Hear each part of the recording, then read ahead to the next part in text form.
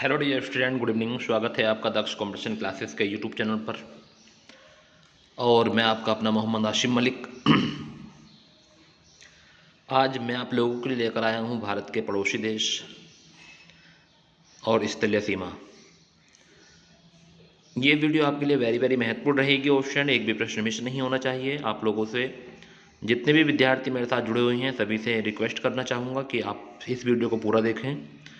और अगर आप इस वीडियो को पूरा देखते हैं तो इसमें इतने महत्वपूर्ण प्रश्न है ऑप्शन आप लोग समझ जाएंगे कि हाँ सर, इसमें से प्रश्न देखने को जरूर मिलेगा। क्योंकि मैंने जो अब तक भी वीडियो आपको प्रोवाइड कराई है ऑप्शन वही वीडियो प्रोवाइड कराई है जिसके चांस ज़्यादा होते हैं एग्ज़ाम में आने के लिए। तो ये जो क्वेश्चन मैं आपको प्रोवाइड करा रहा हूँ ये भी ऐसे प्रश्न हैं जो कई बार एग्जामों में देखे गए हैं, आए हुए प्रश्न हैं। तो मैं सभी से कहना चाहूँगा कि आप लोग इस वीडियो को पूरा देखें और एक एक प्रश्न का आंसर भी कमेंट करते रहें। जितने भी विद्यार्थी मेरे चैनल पर न्यू हैं, मेरे चैनल को सब्सक्राइब कर लें, बेल आइकन प्रेस कर लें, वीडियो को लाइक कर दें। ठीक है ऑप्शन, सभी से कहना चाहूँगा कि जितने भी विद्यार्थी मेरे चैनल पर न्यू हैं सभी चैनल को सब्सक्राइब कर लेंगे, वीडियो को लाइक कर देंगे और आगे शेयर करना ना भूलें। अगर आपकी बदौलत किसी का भला होता है तो आप लोग जानते हैं कि अगर हम किसी एक लोग का भी अगर हम भला कर देते हैं तो हमें ज़िंदगी भर याद रखता है कि उसकी वजह से ऐसे हुआ है। अगर सिलेक्शन हो जाता है तो आप लोग समझ सकते हैं कि सिलेक्शन हो जाएगा तो फिर तो बहुत ही बड़ा एहसान आपका माना जाएगा ऑप्शन। तो आप लोग ज़रूर शेयर किया करें उन लोगों को जो एग्ज़ाम की तैयारी कर रही हैं। तो ऑप्शन आज के हमारे 91 प्रश्न होंगे, आपके लिए वेरी महत्वपूर्ण होंगे। एक भी प्रश्न मिस नहीं होना चाहिए, सभी प्रश्न आपको देखने हैं। ठीक है, चलिए तो आज का पहले प्रश्न से शुरुआत करते हैं कि आज का पहला प्रश्न जो है वो क्या कहना चाह रहा है। और आपके सामने है, स्क्रीन पर आपको दिख रहा होगा आज का पहला प्रश्न। आज का पहला प्रश्न है कि भारत और चीन की सीमा के बीच कौन सी रेखा है। तो वेरी महत्वपूर्ण प्रश्न है ऑप्शन, आप लोग समझ चुके होंगे कि हाँ वाह सर, वाकई में महत्वपूर्ण प्रश्न है। कई बार एग्जाम में देखा गया है, ऐसा प्रश्न है जो एग्जाम में कई बार पूछा जाता है। तो एक बार सही आंसर कमेंट करते हैं कि भारत और के पड़ोसी देश कौन कौन से हैं, ये क्वेश्चन चल रहा है। तो इसमें हमारा पहला प्रश्न था कि भारत और चीन की सीमा के बीच कौन सी रेखा है। पहला ऑप्शन है डूरंड रेखा, दूसरी है मैकमोहन रेखा, तीसरी है रेडक्लिफ रेखा और चौथी है शून्य रेखा। तो इसका सही आंसर आपने कमेंट किया ऑप्शन, वेरी गुड। तो इसका सही आंसर जाएगा मैकमोहन रेखा, ऑप्शन नंबर 20 का सही आंसर होगा। भारत की स्थानीय सीमा किस देश के साथ अधिक है, चीन, पाकिस्तान, बांग्लादेश, नेपाल।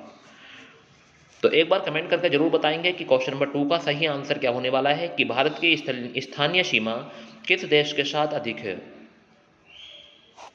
तो क्वेश्चन नंबर 2 का सही आंसर आपने कमेंट किया बांग्लादेश के साथ अधिक है, ऑप्शन नंबर वी सी सही आंसर हो जाएगा। निम्नलिखित में से कौन सा राज्य बांग्लादेश के साथ सीमा साझा नहीं करता है। क्वेश्चन नंबर 3 पर आ गए हैं, इसका सही आंसर मुझे कमेंट करके बताएं कि कौन सा राज्य बांग्लादेश के साथ सीमा साझा नहीं करता है। मणिपुर है, त्रिपुरा है, मिजोरम है, असम है। अगर आप इसका आंसर जानते हैं तो मैं समझूंगा कि आप में नजरों वेस्ट टू वेस्ट हैं, आपको बहुत कुछ आता है। तो जल्दी कमेंट कर दें क्वेश्चन नंबर 3 का सही आंसर कि ऐसा कौन सा राज्य है जो बांग्लादेश के साथ सीमा साझा नहीं करता है इन 4 ऑप्शन में। तो क्वेश्चन नंबर 3 का सही आंसर आपने कमेंट किया ऑप्शन मणिपुर जो है वो बांग्लादेश के साथ सीमा साझा नहीं करता है। आपका आंसर बिल्कुल सही है अगर आपने ए ऑप्शन बताया है तो वेरी गुड ऑप्शन, ऐसे पढ़ते रहें और आगे बढ़ते रहें। अगला प्रश्न है क्वेश्चन नंबर 4, निम्नलिखित में कौन सा भारतीय राज्य नेपाल के साथ सीमा साझा करता है, पश्चिम बंगाल, सिक्किम, बिहार, ये सभी। तो ऐसा कौन सा भारतीय राज्य है जो नेपाल के साथ सीमा साझा करता है। अगर आप इसका सही आंसर जानते हैं तो जरूर कमेंट करेंगे। तो ऐसे भारतीय राज्य जो नेपाल के साथ सीमा साझा करता है तो तीनों हैं, पश्चिम बंगाल, बिहार, पश्चिम बंगाल भी है, सिक्किम भी है, बिहार भी है और ये सभी। तो ऑप्शन नंबर डी इसका सही आंसर होगा कि भारतीय राज्य नेपाल के साथ सीमा साझा करते हैं तो तीनों राज्य हैं, तो ध्यान रखना है। नेक्स्ट है क्वेश्चन नंबर 5 कि अरुणाचल प्रदेश निम्न में से किस देश के साथ अंतर्राष्ट्रीय सीमा साझा करता है। तो अरुणाचल प्रदेश निम्न में से किस देश के साथ अंतर्राष्ट्रीय सीमा साझा करता है, चीन है, म्यांमार है, भूटान है, ये सभी।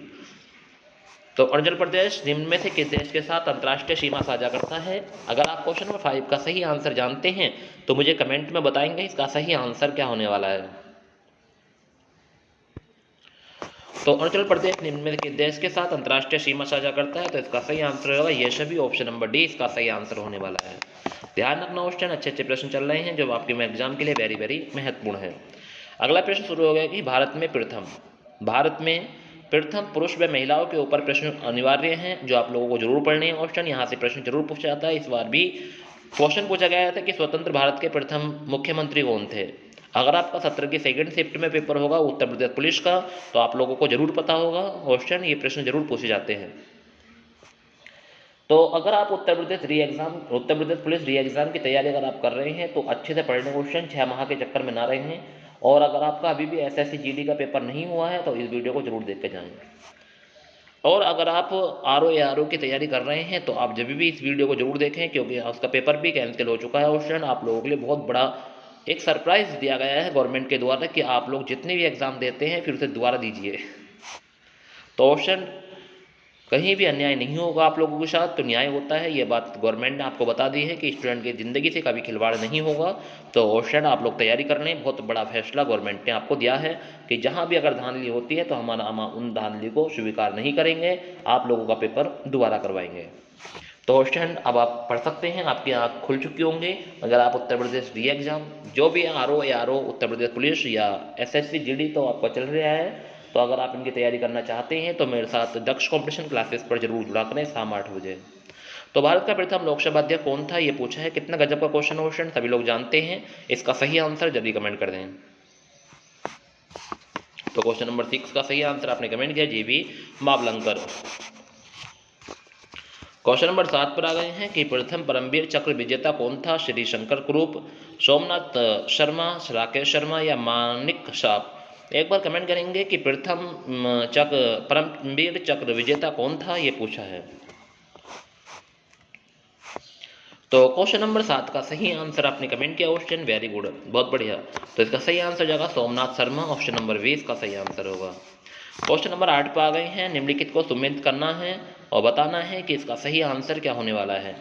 तो क्वेश्चन नंबर 8 पर आ गए हैं। सही आंसर एक बार कमेंट करेंगे क्या हो जाएगा सही आंसर। आपके सामने ऑप्शन भी है, ऑप्शन आप ऑप्शन भी देखिए और इन्हें सम्मिलित करना है। इन्हें पूछा है कि प्रथम गृह मंत्री कौन थे। तो आप सभी लोग जानते हैं कि प्रथम गृह मंत्री का नाम था सरदार वल्लभ भाई पटेल। तो ये बात आपको ध्यान रखनी है, कौन थे, सरदार वल्लभ भाई पटेल। तो गृह मंत्री जो हो जाएंगे हमारे, तो आप लोग सभी जानते हैं कि इसका सही आंसर हो जाएगा ये। प्रथम मुख्य चुनाव आयुक्त थे सुकुमार सेन, ये बात ध्यान रखनी है। प्रथम थल सेना अध्यक्ष थे हीरालाल जे कानिया और प्रथम मुख्य न्यायाधीश थे KM करियप्पा। तो 43-21 का सही आंसर होगा ऑप्शन नंबर सी 43-21। तो ध्यान रखना है 43-21।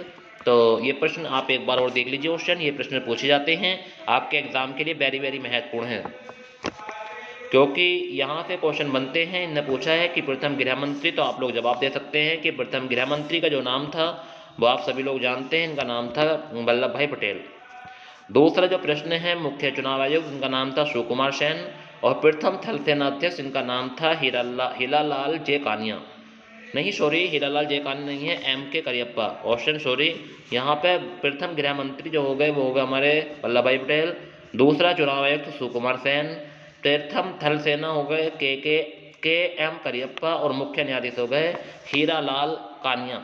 कहने का मतलब ये है कि 43-21, ये बात आपको ध्यान रखनी है। ऑप्शन क्या हो जाएगा 43-21, ठीक है। पहले का चौथा है, दूसरे का तीसरा, तीसरे का दूसरा और चौथे का पहला, ये आपको अंतर लगाने ऑप्शन ध्यान रखना। अगला प्रश्न है कि प्रथम महिला मुख्य न्यायाधीश, प्रथम महिला न्यायाधीश पूछा है फातिमा बीबी, अन्ना चांडी, जयंत पटनाकर या आरती शाह। तो क्वेश्चन नंबर 9 तो बहुत ही महत्वपूर्ण प्रश्न है, कई बार एग्जाम में पूछा गया क्वेश्चन। इसका आंसर सभी लोग कमेंट कर देंगे।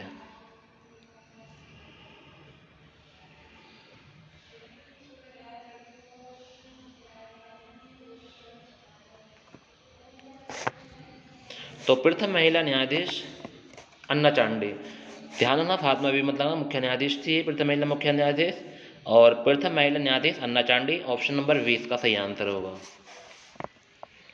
नेक्स्ट देश का दूसरा सर्वोच्च सैन्य पुरस्कार है जो सैनिकों को प्रदान किया जाता है।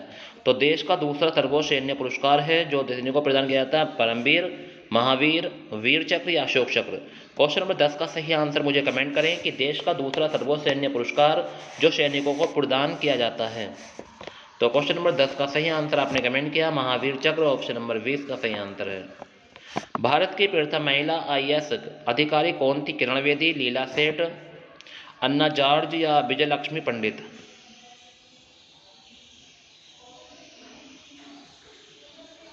तो भारत की प्रथम महिला IAS अधिकारी कौन थी? तो इनका सही नाम है अन्ना जॉर्ज। ऑप्शन नंबर सी इसका सही आंसर होगा, अन्ना जॉर्ज। भारतीय राष्ट्रीय कांग्रेस के प्रथम विदेशी महिला अध्यक्ष कौन थी? ये पूछा है, बहुत ही वेरी वेरी महत्वपूर्ण प्रश्न है स्टूडेंट। तो एक बार जरूर कमेंट करेंगे कि भारतीय राष्ट्रीय कांग्रेस की प्रथम विदेशी महिला अध्यक्ष कौन थी? तो भारतीय राष्ट्रीय कांग्रेस की प्रथम विदेशी महिला Sarojini Naidu, Annie Besant, Sucheta Kripalani, mother Teresa. तो क्वेश्चन नंबर 12 का सही आंसर आपने कमेंट किया, Annie Besant. Very good option, very good. इसी तरह से कमेंट करते रहें और पढ़ते रहें हर प्रश्न के बारे में। अच्छी नॉलेज आपको अगर यही मिलनी है तो वो हमारे यूट्यूब चैनल दक्ष कॉम्पिटिशन क्लासेस पर स्टूडेंट मात्र 30-40 मिनट में आपको मैं 100 प्रश्न पढ़ा देता हूँ और आपको याद भी हो जाते हैं अच्छे से। नेक्स्ट, ऑस्कर पुरस्कार जीतने वाली प्रथम भारतीय महिला कौन थी? जयंती पटनाकर, उर्सुल पुकुट्टी या कमलजीत सिंधु या भानु अथैया? एक बार कमेंट करेंगे सही आंसर की ऑस्कर पुरस्कार जीतने वाली प्रथम भारतीय महिला कौन थी? तो ऑस्कर पुरस्कार जीतने वाली प्रथम भारतीय महिला जो थी उनका नाम था Bhanu Athaiya. Option number D अगर आपने बताया है तो आपका आंसर बिल्कुल सही है, वेरी गुड ऑप्शन। इसी तरह से पढ़ते रहें और एक एक प्रश्न का आंसर देते रहें। सम्मिलित करना है फिर दोबारा से ऑप्शन आपके सामने प्रश्न आ चुके हैं कि प्रथम महिला आयोग का प्रथम अध्यक्ष कौन था? भारत रत्न से सम्मानित प्रथम महिला कौन थी? ज्ञानपीठ पुरस्कार प्राप्तकर्ता प्रथम महिला कौन है? और प्रथम ज्ञान भारतीय मिस यूनिवर्स कौन है? इसके जो हमारे 14वें प्रश्न है इसके ऑप्शन आपके सामने हैं। ये रहा ऑप्शन 12, 34, 23, 14, 31, 24 या 43, 21। तो ये पूछा है आपसे, तो इसका सही आंसर आप कमेंट कर सकते हैं। अगर किसी बच्चे को पता है तो मैं ऑप्शन भी दिखा देता हूँ और क्वेश्चन भी दिखा देता हूँ।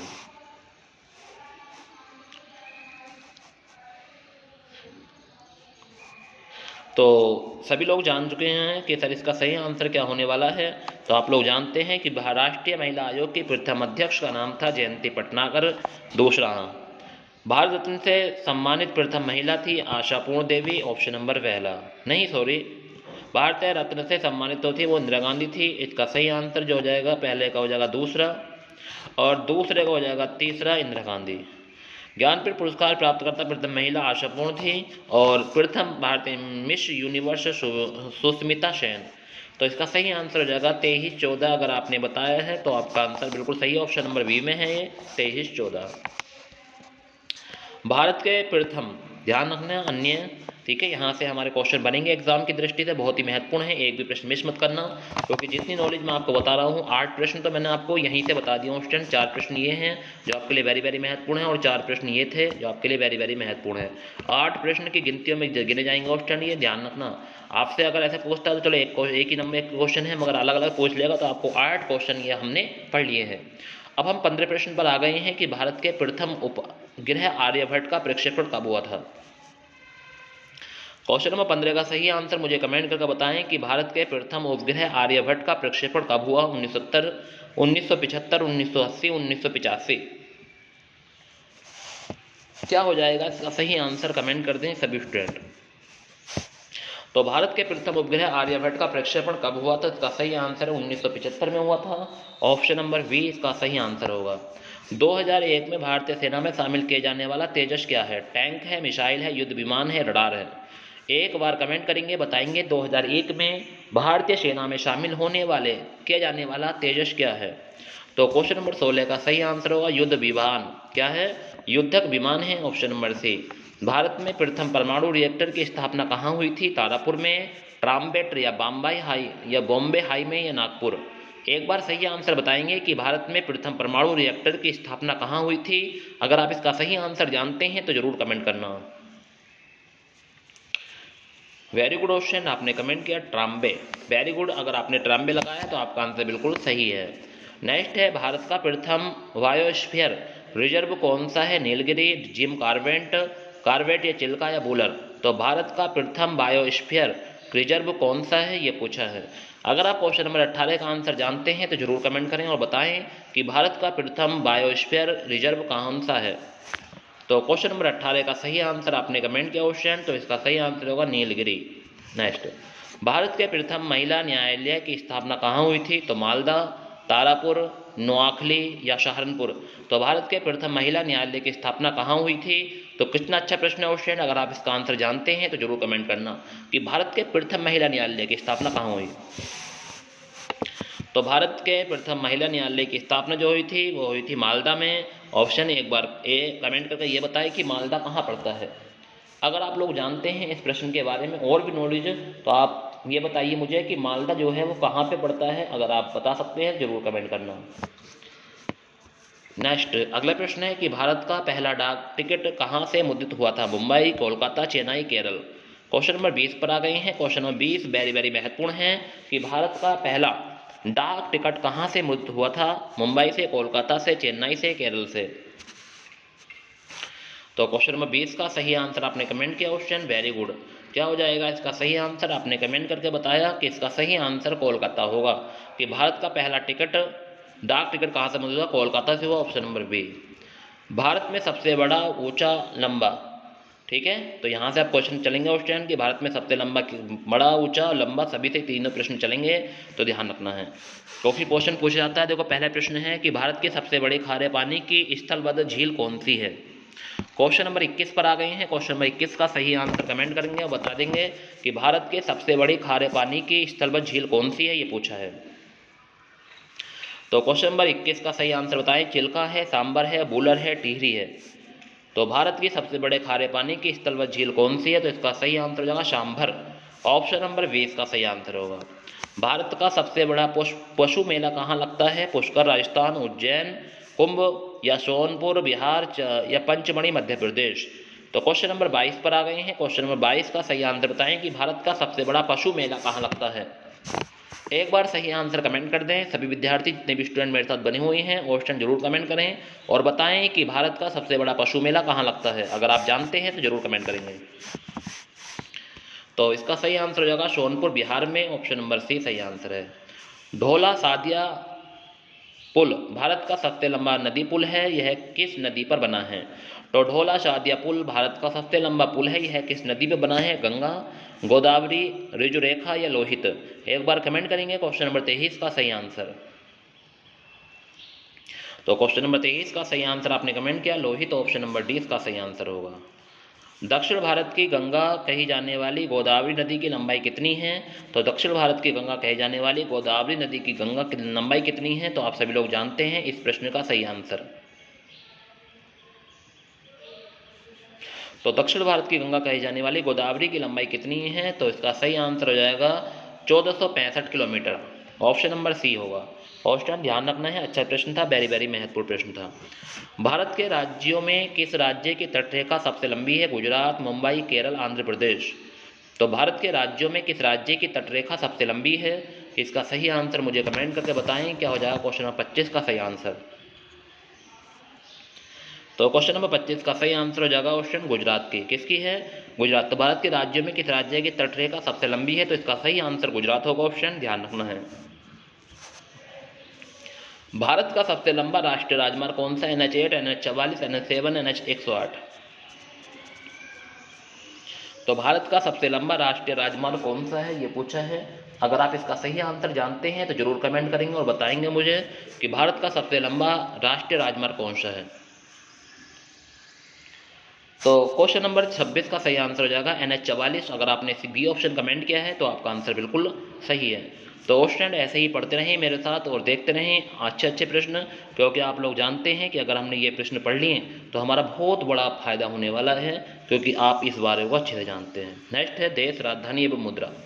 कैनबरा किस देश की राजधानी है? आप सभी लोग जानते हैं कैनबरा न्यूजीलैंड की है, ऑस्ट्रेलिया की है या कनाडा की है, डेनमार्क की है।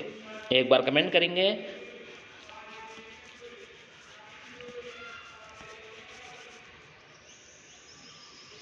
तो कैनबरा किस देश की राजधानी है? तो आप सब लोग जानते हैं ऑस्ट्रेलिया की है। किसकी है? ऑस्ट्रेलिया। अगर आपने ऑस्ट्रेलिया आंसर बताया तो आपका आंसर बिल्कुल सही है। नेक्स्ट है ईरान देश की मुद्रा है, तोमान की, इराठी, दिनार की, सीरिया की, दक्षिणी की। तो एक बार कहीं सही आंसर बताएं कि ईरान देश की मुद्रा है। तो क्वेश्चन नंबर 28 का सही आंसर आपने कमेंट किया क्वेश्चन तोमान की। तो ईरान देश की मुद्रा है तोमान। ऑप्शन नंबर ए इसका सही आंसर होगा। नीदरलैंड की राजधानी कहाँ अवस्थित है? वेलिंगटन, काराकश या एम्स्टर्डम, ओस्लो। तो नीदरलैंड की राजधानी कहाँ अवस्थित है? क्वेश्चन नंबर 29 का सही आंसर मुझे कमेंट करें और बताएं। तो क्वेश्चन नंबर 29 का सही आंसर आपने कमेंट किया कि नीदरलैंड्स की राजधानी कहाँ अवस्थित है। तो क्वेश्चन नंबर 29 का सही आंसर है एम्स्टर्डम। ऑप्शन नंबर सी इसका सही आंसर है Amsterdam. Option number C. Next है, बर्मा का नया नाम म्यांमार है और इसकी राजधानी कहाँ है? अराकान, रंगून, आवा या नेपाइडो। एक बार कमेंट करें क्वेश्चन नंबर 30 का सही आंसर। तो बर्मा की नया नाम म्यांमार है, इसकी राजधानी कहाँ है? तो नेपाइडो। ऑप्शन नंबर सी, डी सही आंसर है।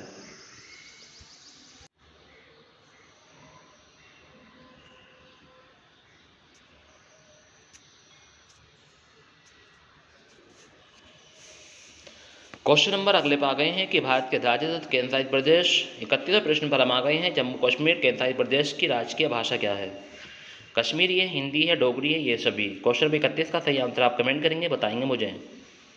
तो जम्मू कश्मीर केंद्रशासित प्रदेश की राजकीय भाषा क्या है? तो कश्मीरी भी है, हिंदी भी है, डोगरी भी है, तो ये सभी का सही आंसर होगा। वर्तमान में भारत में कितने केंद्रशासित प्रदेश हैं? 7, 8, 9, 10। एक बार कमेंट करेंगे, सही आंसर बताएंगे। सही आंसर क्या होगा कि वर्तमान में भारत में कितने केंद्रशासित प्रदेश हैं?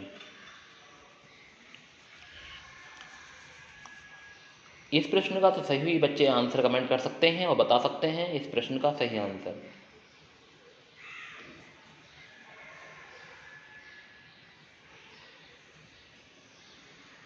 तो वर्तमान में भारत में कितने केंद्रशासित प्रदेश हैं? तो उसका सही आंसर होगा 8। नेक्स्ट, वर्तमान में कितने भारत में कितने राज्य हैं?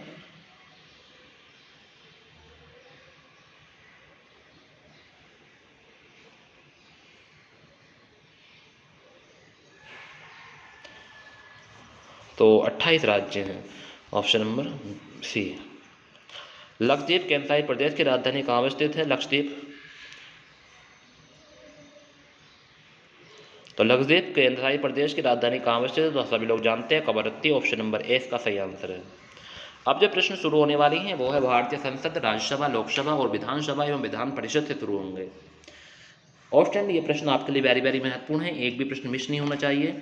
देखो अभी तक हम जितने ही प्रश्न लगा चुके हैं आपने देखा होगा कि वेरी वेरी महत्वपूर्ण है, एक भी प्रश्न ऐसा नहीं जो एग्जाम में नहीं पूछा जाता और हम डाउट में रहते हैं प्रश्न के आंसर में। ऑप्शन तो ये बात आपको ध्यान रखनी है कि हमें डाउट में नहीं रहना है। अगला प्रश्न है क्वेश्चन 35 कि भारत के किस राज्य में लोकसभा की सर्वाधिक सीटें हैं? उत्तर प्रदेश, महाराष्ट्र, बिहार, पश्चिम बंगाल। तो ऑप्शन ये प्रश्न इस टाइम चलन में है क्योंकि इस टाइम आपको पता है कि लोकसभा अध्यक्ष यानी लोकसभा इलेक्शन करीब हैं, तो यही लिए क्वेश्चन भी मोस्ट हैं। तो भारत में किस राज्य में लोकसभा की सर्वाधिक सीटें हैं? तो आप लोग सभी जानते हैं कितनी हैं, उत्तर प्रदेश में 80। नेक्स्ट, असम राज्य में लोकसभा की सीटें कितनी हैं? 11, 12, 14, 10। एक बार कमेंट कर दें कि असम राज्य में लोकसभा की कितनी सीटें हैं। क्वेश्चन नंबर 36 पर आ गए हैं। क्वेश्चन नंबर 36 का सही आंसर आप कमेंट कर सकते हैं। तो असम राज्य में लोकसभा की जो है वो 14 सीटें हैं। कितनी हैं? 14।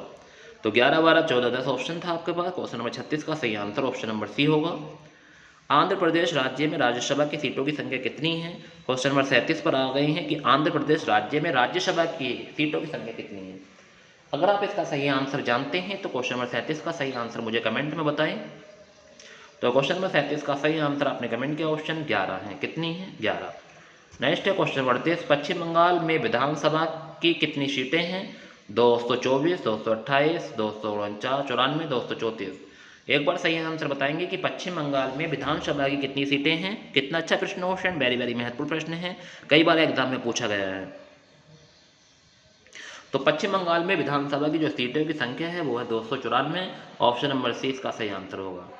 वर्तमान में भारत में कितने राज्यों में द्विसदनीय विधानमंडल है? 5, 6, 7, 8। क्वेश्चन नंबर 39 पर आ गए हैं। क्वेश्चन नंबर 39 का सही आंसर बताएंगे कि वर्तमान में भारत के कितने राज्यों में द्विसदनीय विधानमंडल है। तो क्वेश्चन नंबर 39 का सही आंसर आपने कमेंट किया 8। कितने हैं? 8 है। ऑप्शन नंबर डी इसका सही आंसर होगा। तिथि एवं दिवस से क्वेश्चन शुरू होने वाले हैं। आप लोग एक एक प्रश्न का सही से आंसर बताते रहना ऑप्शन और पढ़ते रहना। क्वेश्चन नंबर 40 है कि राष्ट्रीय खेल दिवस किस तिथि दिन मनाया जाता है? 29 अगस्त, 28 अगस्त, 26 जुलाई, 5 जुलाई। तो राष्ट्रीय खेल दिवस कब मनाया जाता है? एक बार सही आंसर अगर आपको पता है तो जरूर कमेंट करना। तो क्वेश्चन नंबर 40 का सही आंसर आपने कमेंट किया 29 अगस्त। Very good option. कब मनाया जाता है? 29 अगस्त। विश्व पर्यावरण दिवस कब मनाया जाता है? इसका सही आंसर आप कमेंट करेंगे कि विश्व पर्यावरण दिवस किस तिथि को मनाया जाता है। अगर आप इसका सही आंसर जानते हैं तो जरूर कमेंट करना, बताना कि विश्व पर्यावरण दिवस किस तिथि को मनाया जाता है।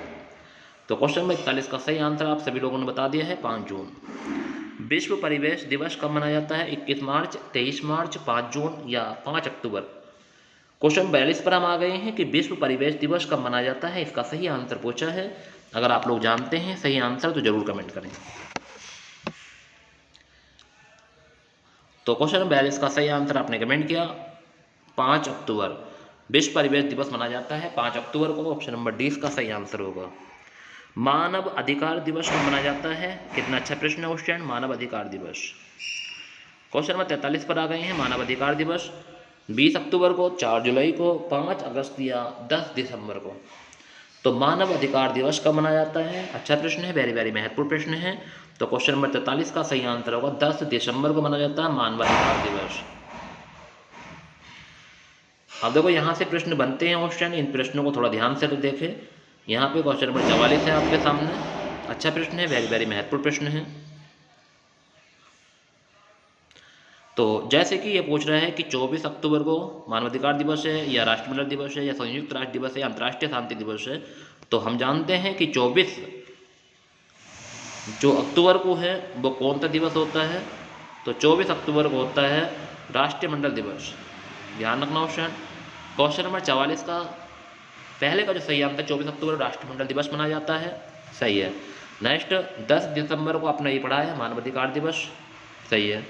24 मई को मनाया जाता है, ऑप्शन आप सभी लोग जानते हैं। नहीं, ऑप्शन ये नहीं होगा, यानी कि पहले का होगा तीसरा ये संयुक्त राष्ट्र दिवस। 24 अक्टूबर संयुक्त राष्ट्र दिवस, 10 दिसंबर मानवाधिकार दिवस, 24 मई राष्ट्रमंडल दिवस और 21 सितंबर अंतर्राष्ट्रीय शांति दिवस। ये सही आंसर होगा। तो ध्यान रखना है, सही आंसर आपको समझ आ चुका है कि पहले का जो है वो तीसरा है, फिर इसका पहला है, फिर इसका दूसरा है, फिर इसका चौथा है। कोड बनेगा 31-24। ठीक है। तो 24 अक्टूबर संयुक्त राष्ट्र दिवस, 10 दिसंबर मानवाधिकार दिवस, 24 मई राष्ट्रमंडल दिवस और 21 सितंबर अंतर्राष्ट्रीय शांति दिवस।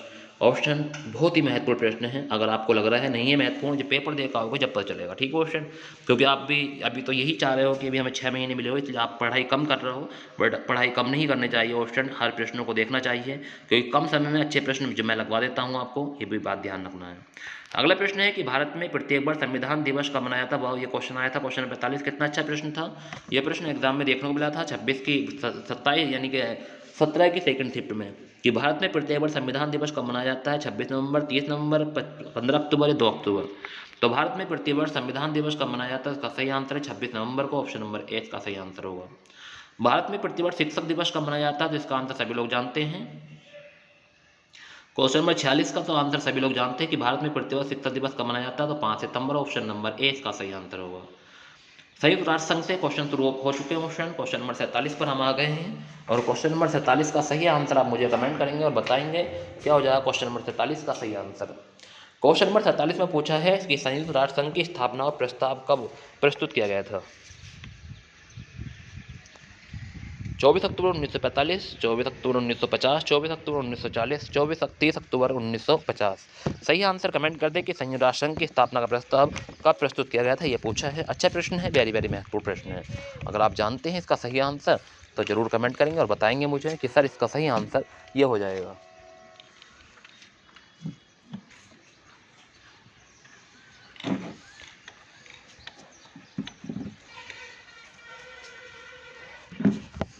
तो क्वेश्चन नंबर 47 का सही आंसर आपने कमेंट किया क्वेश्चन, वेरी गुड। 24 अक्टूबर 1945 को संयुक्त राष्ट्र संघ की स्थापना का प्रस्ताव रखा गया था। ऑप्शन नंबर ए है। वर्तमान में संयुक्त राष्ट्र संघ के कितने सदस्य हैं? 190, 191, 192, 193। तो वर्तमान में संयुक्त राष्ट्र संघ के कितने सदस्य हैं? क्वेश्चन नंबर 48 पर आ गए हैं। तो वर्तमान में संयुक्त राष्ट्र संघ के जो सदस्य हैं वो 193 हैं। ऑप्शन नंबर डी का सही आंसर होगा।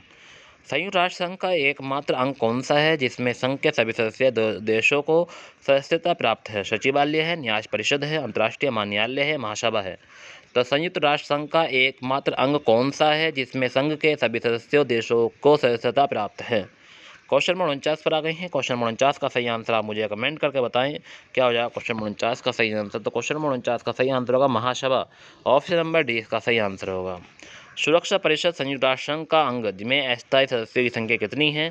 तो सुरक्षा परिषद जिसे बोलते हैं संयुक्त राष्ट्र संघ का अंग में अस्थायी सदस्यों की संख्या कितनी है? क्वेश्चन नंबर 50 पर आ गए हैं। अगर क्वेश्चन नंबर 50 का सही आंसर आप जानते हैं तो जरूर कमेंट करें।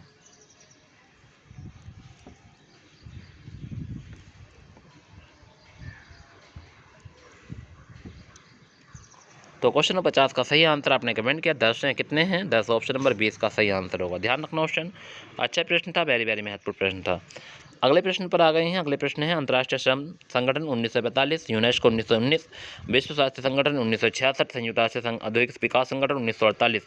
क्या ये सभी सम्मिलित हैं? अगर आप सही आंसर जानते हैं तो जरूर कमेंट करेंगे। इसके चार ऑप्शन ये हैं। ऑप्शन एक बार क्वेश्चन को मिनिमाइज कर देता हूँ, देख लीजिए आप सभी लोग। ऑप्शन भी दिख रहे हैं, क्वेश्चन भी दिख रहे हैं आप सभी लोगों को, तो बताइए क्या हो जाएगा इसका सही आंसर।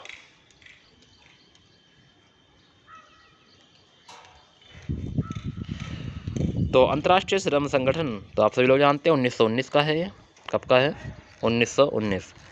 और यूनेस्को 1945 है। विश्व स्वास्थ्य संगठन 1948 है।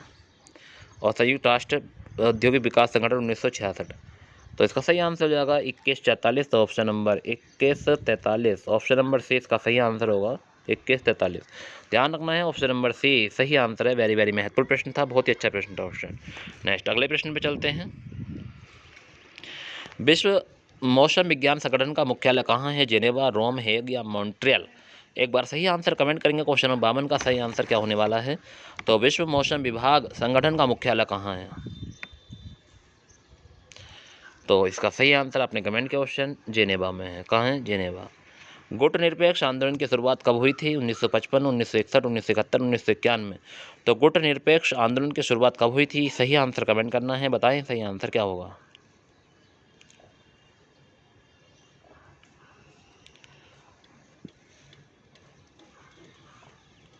तो क्वेश्चन नंबर 53 का सही आंसर है 1961। ऑप्शन नंबर वी सही आंसर है।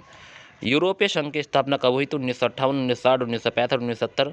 एक बार कमेंट करेंगे। क्वेश्चन नंबर 54 का सही आंसर यूरोपियन संघ की स्थापना कब हुई?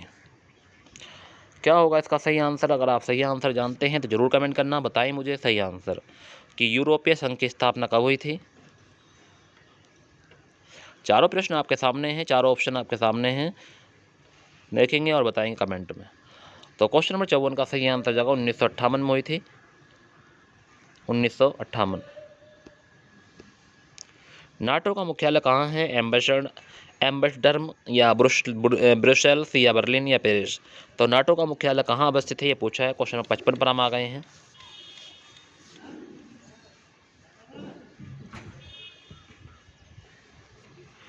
तो नाटो का जो मुख्यालय अवस्थित है ब्रुसेल्स में है, ब्रुसेल्स। ऑप्शन नंबर वी सही आंसर होगा।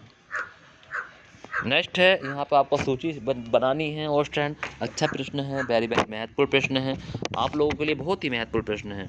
ठीक है, ये क्वेश्चन नंबर हमारा जो 56 है, बहुत ही महत्वपूर्ण प्रश्न है क्वेश्चन। इसके ऑप्शन ये हैं।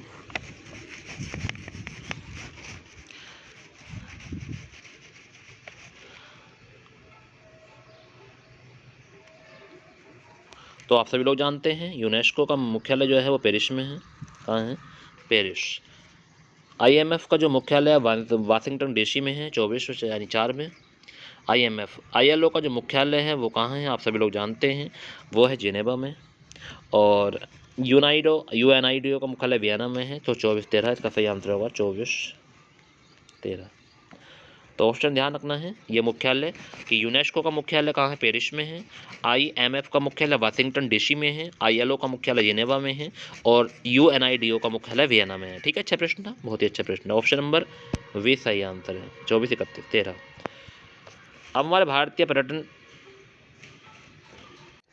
अब अब हमारे भारतीय पर्यटन स्थल से क्वेश्चन शुरू हो चुके हैं ऑप्शन। इन प्रश्नों को पढ़ेंगे और बताएंगे।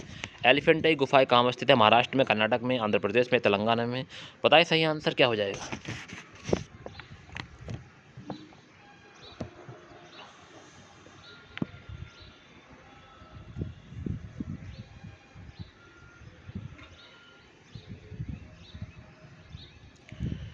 तो एलिफेंटाई गुफाएं कहाँ स्थित है? इसका सही आंसर आपने कमेंट किया ऑप्शन महाराष्ट्र में, ऑप्शन नंबर ए इसका सही आंसर। स्वर्ण मंदिर कहाँ स्थित है? जालंधर, फिरोजपुर, अमृतसर, लुधियाना। क्वेश्चन नंबर 58 पर आ गए हैं। सही आंसर कमेंट कर दें। तो इसके बारे में भी आप सभी लोग जानते हैं। स्वर्ण मंदिर जो है वो अमृतसर में, ऑप्शन नंबर सी सही आंसर है। शेर शाह का मकबरा कहाँ अवस्थित है? उत्तर प्रदेश, बिहार, मध्य प्रदेश, दिल्ली। तो शेर शाह का मकबरा कहाँ अवस्थित है? एक बार कमेंट करके सही आंसर बताएंगे। शेर शाह का मकबरा।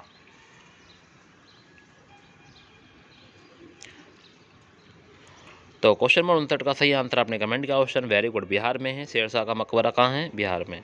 ऑप्शन नंबर बी होगा। जगन्नाथ मंदिर किस राज्य में अवस्थित है? क्वेश्चन नंबर 60 पर आ गए हैं। जगन्नाथ मंदिर बता देंगे। राजस्थान में है, मध्य प्रदेश में है, गुजरात में, उड़ीसा में।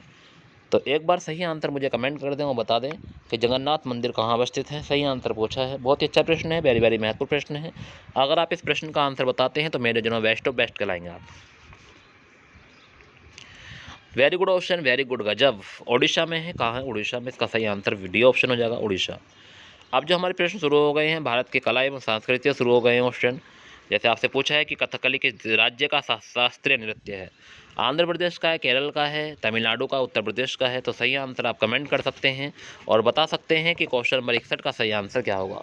कथकली किस राज्य का शास्त्रीय नृत्य है? तो वेरी गुड ऑप्शन आपने कमेंट किया, वेरी गुड, केरल का है। कहाँ का है? केरल।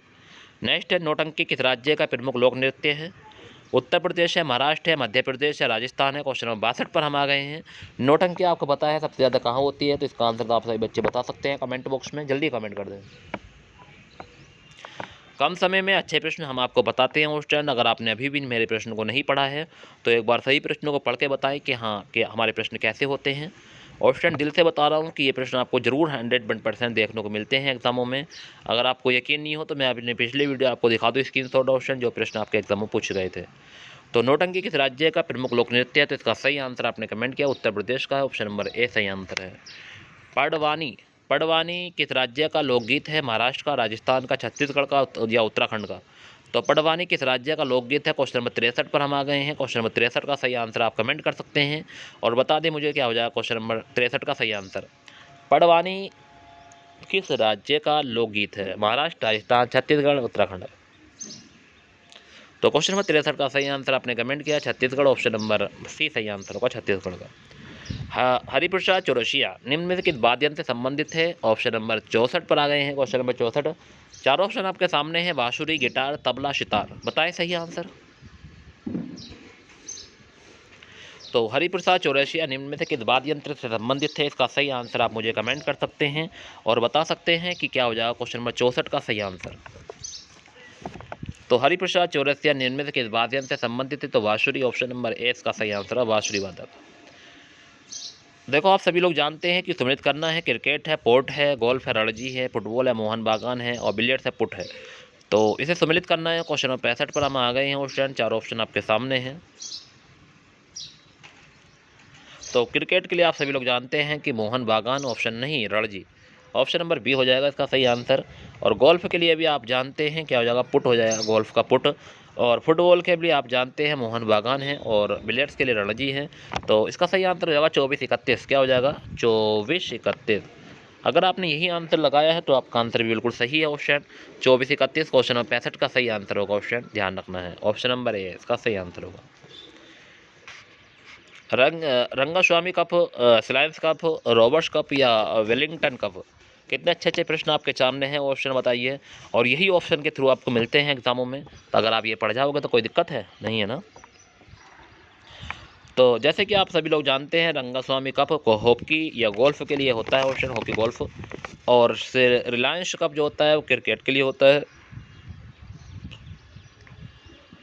और रोवर्स जो होता है फुटबॉल के लिए होता है। और वेलिंगटन जो होता है वो नौका दौड़ के लिए होता है।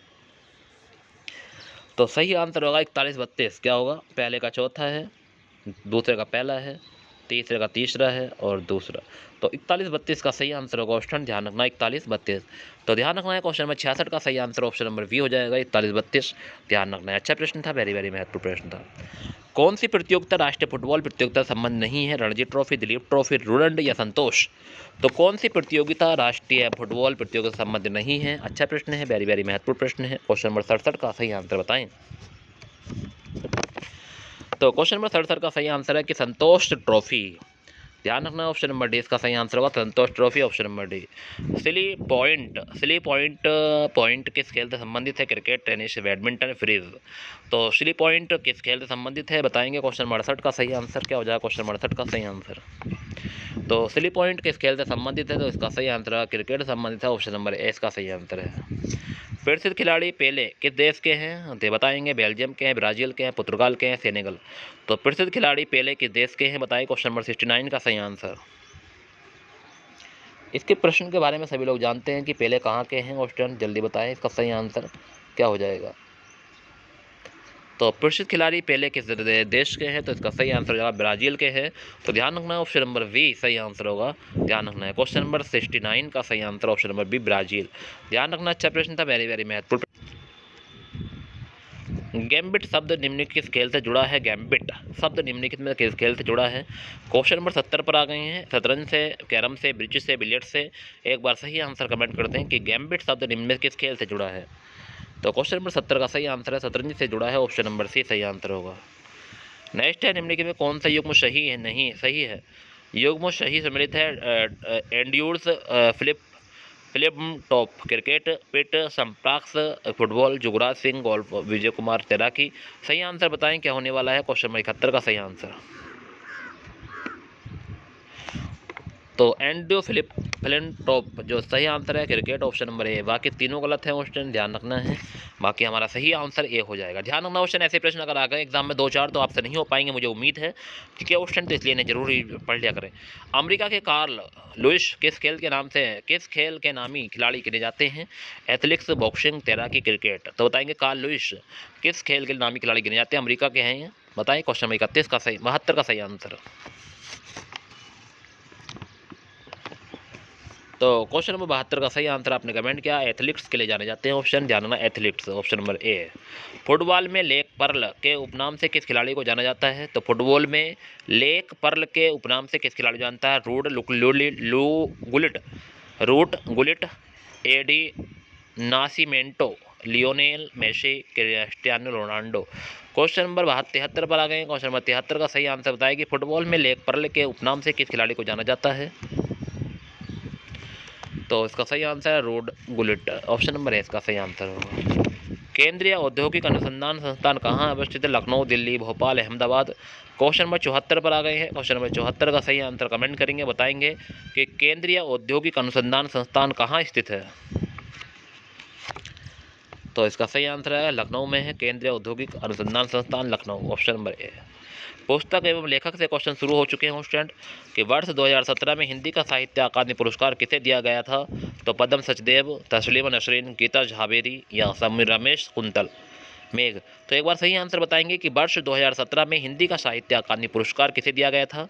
अच्छा प्रश्न है, वेरी वेरी महत्वपूर्ण प्रश्न है, कई बार एग्जाम में पूछा गया प्रश्न क्वेश्चन। अगर आप इसका सही आंसर जानते हैं तो जरूर कमेंट करेंगे और बताएंगे मुझे क्या हो जाएगा इसका सही आंसर। तो वर्ष 2017 में हिंदी का साहित्य अकादमी पुरस्कार रमेश कुंतल मेघ को दिया गया था, ऑप्शन नंबर डी इसका सही आंसर, रमेश कुंतल मेघ, क्वेश्चन नंबर 75 का सही आंसर होगा।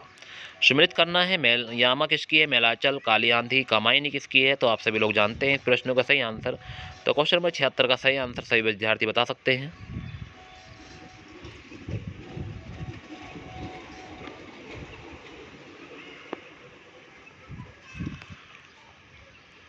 तो जैसे कि आप सभी लोग जानते हैं कि इसका सही आंसर होगा यामा महादेवी वर्मा की है, मेलाचल फरीशोमनाथ नेहरू की है, मेलाचल आंधी कमलेश्वर की है, कामायनी जयशंकर प्रसाद की है। तो 1 2 3 4 1 2 3 4 बुड्ढे की मशीन है ये, ऑप्शन ध्यान रखना है। अच्छा प्रश्न था, तो इसका ऑप्शन नंबर वी सही हो जाएगा, 1 2 3 4, ठीक है। देखो यामा महादेवी वर्मा, मेलाचल फणीश्वरनाथ रेणु, काली आंधी कमलेश्वर की है, कामायनी जयशंकर प्रसाद। ए उपन्यास द करेक्शंस के लेखक जोनाथ फ्रांजेज हैं। बी उपन्यास the visit from the moon स्काइट के लेखक एडवर्ड पी जोर है।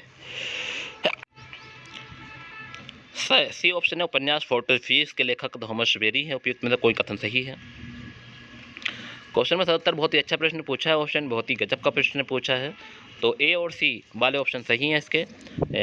उपन्यास क्या है द करक्शन के लेखक जोनाथन फ्रांजेन है। ऑप्शन नंबर ए सही है और ऑप्शन नंबर सी सही है। उपन्यास फोर्टी थीव के लेखक थॉमस बेरी हैं। ये दोनों तो ए और सी दोनों सही हैं। ऑप्शन नंबर सी इसका सही आंसर होगा। ए और सी दोनों सही हैं। आतिश चिनार निम्न में किसकी आत्मकथा है? एपीजे अब्दुल कलाम, बेनजीर भुट्टो, शेख मोहम्मद अब्दुल्ला, एम हिदायत। तो ये प्रश्न आपको बिलर हो गया क्वेश्चन, कोई नहीं, आप ध्यान रखें, मैं आपको पढ़कर सुना रहा हूँ। आतिश चिनार है इसका नाम, जिसे बोलते हैं flames of Chinar, flames of Chinar के नाम से भी जाना जाता है। तो किसकी आत्मकथा है? तो शेख मोहम्मद अब्दुल्ला की आत्मकथा थी। शेख मोहम्मद अब्दुल्ला। आतिश चिनार, ध्यान रखना, आतिश ए चिनार। सिटीजन एंड सोसाइटी नामक किताब के लेखक कौन है? प्रणब मुखर्जी, हामिद अंसारी, लंदन नीलेकड़ी या सत्यजीत रे। तो citizen and society question number 79 पर आ गए हैं। तो सिटीजन एंड सोसाइटी के नामक जो पुस्तक के लेखक है वो है Hamid Ansari. Option number B. The sell out नामक पुस्तक के लेखक कौन है? Paul Beatty, Aravind Adiga, Eleanor Catton, Howard चैक वर्नर। तो एक बार कमेंट करेंगे द सेल आउट नामक पुस्तक के लेखक कौन है। क्वेश्चन नंबर 80 का सही आंसर बताएं। तो इसका सही आंसर है पॉल बेट्टी। निम्न में कौन सा पुरस्कार क्रिकेट का ऑस्कर कहलाता है? आईसीसी पुरस्कार, विजडन पुरस्कार, सी8 पुरस्कार, सी के नायडू पुरस्कार। क्वेश्चन नंबर 81 पर आ गए हैं। क्वेश्चन नंबर 81 का सही आंसर बताएं। निम्न में कौन सा पुरस्कार क्रिकेट का ऑस्कर कहलाता है? तो आप सभी लोग जानते हैं आईसीसी पुरस्कार। भारत रत्न अलंकरण सर्वप्रथम किसे प्रदान किया गया? एस राधाकृष्णन को, सी वी रमन को, सी राजगोपालाचारी को या जवाहरलाल नेहरू को। तो भारत रत्न अलंकरण सर्वप्रथम किसे प्रदान किया गया था? क्वेश्चन नंबर 82 पर आ गए हैं। क्वेश्चन नंबर 82 का सही आंसर बताएं। तो क्वेश्चन नंबर 82 का सही आंसर आपने कमेंट किया एस राधाकृष्णन को। ऑप्शन नंबर ए इसका सही आंसर है। मैग्सेसे पुरस्कार विजेता पहले भारतीय कौन थे? इंदिरा गांधी, टी.एस. शेषन, किरण बेदी या विनोबा भावे। तो मैग्सेसे पुरस्कार विजेता सबसे पहले भारतीय कौन थे? तो क्वेश्चन नंबर 83 पर आ गए हैं। तो मैग्सेसे पुरस्कार विजेता सबसे पहले भारतीय थे Vinoba Bhave. Option number D सही है। पद्मश्री पुरस्कार पाने वाली पहली भारतीय महिला अभिनेत्री कौन है? स्मिता पाटिल, नरगिस दत्त, मीना कुमारी या मधुबाला। तो क्वेश्चन नंबर 84 पर आ गए हैं। क्वेश्चन नंबर 84 का सही आंसर आप मुझे कमेंट कर सकते हैं और बता सकते हैं कि पद्मश्री पुरस्कार पाने वाली पहली भारतीय अभिनेत्री कौन थी। तो क्वेश्चन नंबर 84 का सही आंसर आपने कमेंट किया नरगिस दत्त। ऑप्शन नंबर 20 का सही आंसर है। इंदिरा गांधी प्रदर्शनी पुरस्कार किस क्षेत्र में के योगदान के लिए प्रदान किया जाता है? तो पर्यावरण के क्षेत्र में उल्लेखनीय योगदान के लिए या अखंडता के भाईचारे के बढ़ावा देने के लिए, अत्याचारों के खिलाफ आवाज़ उठाने एवं संघर्ष करने के साहसी महिलाओं को, पत्रकार के क्षेत्र में महिलाओं को विशिष्ट उपलब्धियों के लिए। बताएंगे इंदिरा गांधी प्रदर्शनी पुरस्कार किस क्षेत्र में योगदान के लिए दिया जाता था। तो क्वेश्चन नंबर 85 का सही आंसर आपने कमेंट किया राष्ट्रीय एकता, अखंडता एवं भाईचारे को बढ़ावा देने के लिए। ऑप्शन नंबर 20 का सही आंसर होगा। लता मंगेशकर सम्मान कौन प्रदान करता है? उत्तर प्रदेश सरकार, मध्य प्रदेश सरकार या भारतीय ज्ञानपीठ या राजस्थान सरकार। तो लता मंगेशकर पुरस्कार कौन प्राप्त करता है? क्वेश्चन नंबर 86 पर आ गए हैं। तो क्वेश्चन नंबर 86 का सही आंसर आपने कमेंट किया ऑप्शन वेरी गुड। थोड़ा सा ऑप्शन आपको देखने में दिक्कत हो रही है, बस कुछ ही पल की बात हो रही है। तो इसका सही आंसर आपने कमेंट किया मध्य प्रदेश सरकार देती है लता मंगेशकर पुरस्कार। ध्यान रखना क्वेश्चन।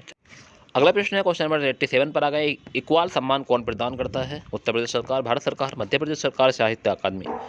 कितना अच्छा प्रश्न ऑप्शन बताओ। इकबाल सम्मान कौन प्रदान करता है? इतने अच्छे प्रश्न चल रहे हैं ऑप्शन। अगर आपने अभी भी क्लास को मिस कर दिया तो बहुत मुश्किल हो जाएगा। तो क्वेश्चन नंबर 87 का सही आंसर है मध्य प्रदेश सरकार करती है इसको भी, तो ध्यान रखना है। इकबाल सम्मान। अर्थशास्त्र में नोबेल पुरस्कार कब आरंभ किए गए थे? 1901, 1921, 1969, 1969। तो क्वेश्चन नंबर 88 पर आ गए हैं कि अर्थशास्त्र में नोबेल पुरस्कार कब आरंभ किए गए थे। क्वेश्चन नंबर 88 का सही आंसर मुझे कमेंट करेंगे, बताएंगे। तो क्वेश्चन नंबर 88 का सही आंसर 1969 में दिए गए थे अर्थशास्त्र में नोबेल पुरस्कार। मैग्सेसे पुरस्कार सर्वप्रथम कब दिए गए थे? 1957, 1958, 1960, 1956। तो क्वेश्चन नंबर 89 पर आ गए हैं। क्वेश्चन नंबर 89 का सही आंसर 1958 में दिए गए थे मैग्सेसे पुरस्कार। राजीव गांधी सद्भावना पुरस्कार कौन प्रदान करता है? के बिरला फाउंडेशन, भारत सरकार, राजीव गांधी फाउंडेशन, कांग्रेस पार्टी या भारतीय ज्ञानपीठ। तो राजीव गांधी सद्भावना पुरस्कार कौन प्रदान करता है? क्वेश्चन नंबर 90 पर आ गए हैं, सही आंसर बताएं। क्वेश्चन नंबर 90 का सही आंसर है राजीव गांधी फाउंडेशन, कांग्रेस पार्टी। भीम दीप्ति शाही प्रणीत किस खेल से संबंधित है? Cricket, badminton, tennis, hockey. तो बताएंगे क्वेश्चन नंबर 91 का सही आंसर कि भीम दीप्ति शाही प्रणीत किस खेल से संबंधित है? क्वेश्चन नंबर 91 पर आ गए हैं। तो क्वेश्चन नंबर 91 का सही आंसर मुझे कमेंट करके बताएं कि भीम दीप्ति साई प्रणीत किस खेल से संबंधित है? क्वेश्चन नंबर 91 का सही आंसर है बैडमिंटन से संबंधित, ऑप्शन नंबर बी सही आंसर है। निम्न में से किसे वर्ष 2019-20 का दादा साहेब फाल्के पुरस्कार प्रदान किया गया? तो केंजम डी थोकडोक, अमिताभ बच्चन, आशुतोष राणा, नाना पाटेकर। एक बार सही आंसर बताएंगे दादा साहेब फाल्के पुरस्कार दिया किसे दिया गया? आपका जवान फिल्म के लिए मिला है, उस टाइम ध्यान रखना। तो क्वेश्चन नंबर 92 का सही आंसर आपने कमेंट किया केंजम डी थोकडोक, ऑप्शन नंबर ए सही आंसर होगा। क्वेश्चन पर्यावरण जलवायु परिवर्तन से क्वेश्चन शुरू हो चुके हैं क्वेश्चन, बट हम 98 प्रश्न तक जाएंगे क्वेश्चन, बस उसके बाद हमारी वीडियो समाप्त हो जाएगी। आप लोगों से उम्मीद है कि आप लोग सभी प्रश्नों को देख कर जाएंगे और बता के जाएंगे कि आपको क्वेश्चन कैसे लगे। 1 घंटे में 100 प्रश्न आपको करा रहा हूँ क्वेश्चन, कोई ज़्यादा बड़ी क्लास नहीं ले रहा हूँ। तो निम्न में कौन सा एक पर्यावरण का घटक है? भौतिक संगठन, जैविक घटक संगठक या ऊर्जा संगठन, ये सभी। तो बताएंगे कौन सा एक पर्यावरण का घटक है? क्वेश्चन नंबर 93 पर आ गए हैं। तो क्वेश्चन नंबर 93 का सही आंसर है ये सभी, भौतिक संगठन, ऊर्जा और जैविक, ऑप्शन नंबर डी का जगह। निम्न में से कौन एक हरित गृह गैस है? मीथेन, जलवाष्प, क्लोरोफ्लोरो, ये सभी। तो कौन सा एक हरित गृह गैस है बताएंगे? क्वेश्चन नंबर 94 का सही आंसर। तो हरित गृह गैस है ये सभी है, मीथेन भी है, जलवाष्प भी है, क्लोरोफ्लोरो भी है, ऑप्शन नंबर डी इसका सही आंसर होगा। नेक्स्ट स्टॉकहोम समझौता कब हुआ था? 1992, 71, 1972, 87। इसका सही आंसर आप सभी लोग जानते हैं, जल्दी कमेंट करेंगे और बताएंगे मुझे कि स्टॉक कब हुआ था समझौता। तो बताएंगे एक बार सही आंसर। क्वेश्चन नंबर 95 पर आ गए हैं, स्टॉकहोम समझौता कब हुआ था ये पूछा है। तो क्वेश्चन नंबर 95 का सही आंसर 1972 में हुआ था, ऑप्शन नंबर सी सही आंसर है। World wide fund for nature WWF का मुख्यालय कहाँ है? एम्बस्टरडम है, वाशिंगटन है, गिलेड है, कैम्ब्रिज है। बताएंगे क्वेश्चन नंबर 96 का सही आंसर। तो क्वेश्चन नंबर 96 का सही आंसर आपने कमेंट किया क्वेश्चन, वेरी गुड, बहुत बढ़िया, ग्लैंड हो जाएगा, ऑप्शन नंबर सी इसका सही आंसर होगा। पर्यावरण संरक्षण समझौते से संबंधित COP25 2019 का आयोजन कहाँ किया गया था? तो पर्यावरण संरक्षण समझौते से संबंधित COP25 सही आंसर पूछा है, कब कहाँ हुआ था? तो वार्सा, पोलैंड, मैड्रिड या जोहान्सबर्ग। एक बार कमेंट करिए क्वेश्चन नंबर 97 का सही आंसर। तो पर्यावरण संरक्षण समझौता से संबंधित COP25 का आयोजन कहाँ किया गया था? तो इसका सही आंसर क्या होगा? तो क्वेश्चन नंबर 97 का सही आंसर होगा वार्सा में हुआ था, ऑप्शन नंबर ए का सही आंसर होगा। पर्यावरण संरक्षण समझौते से संबंधित COP27 का आयोजन कहाँ हुआ था? ये 2022 में हुआ है COP27। तो इसका आंसर आप लोग कमेंट करके बताएंगे मुझे क्या हो जाएगा इसका सही आंसर।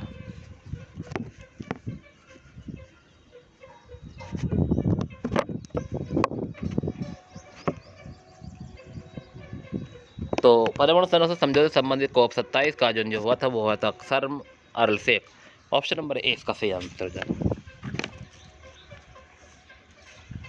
तो ये थे हमारे वेरी महत्वपूर्ण प्रश्न। ऑप्शन आपको कैसे लगे एक बार जरूर कमेंट करना और बताना मुझे कि ये प्रश्न आपको कैसे लगे। महत्वपूर्ण प्रश्न थे, वेरी महत्वपूर्ण प्रश्न थे जो आपके एग्जाम में कई बार पूछे गए क्वेश्चन। ठीक है, मैं उम्मीद करता हूँ कि आप सभी लोगों ने ये वीडियो देखी होगी। जिन लोगों ने अभी ये वीडियो नहीं देखी उनको सेंड कर दीजिए और बता दीजिए कि इस सारी वीडियो को देख लें और सभी प्रश्नों को याद कर लें, क्योंकि आने वाले एग्जाम के लिए वेरी महत्वपूर्ण क्वेश्चन। अगर आप उत्तर प्रदेश री एग्जाम की तैयारी कर रहे हैं, RO की तैयारी कर रहे हैं, तो आप इन वीडियो को जरूर देखा करें। मात्र 1 घंटे में 100 प्रश्न आप नहीं पढ़ पाते क्वेश्चन, मैं उम्मीद करता हूँ नहीं पढ़ पाते आप लोग, जितने प्रश्न आप मेरे साथ पढ़ लोगे।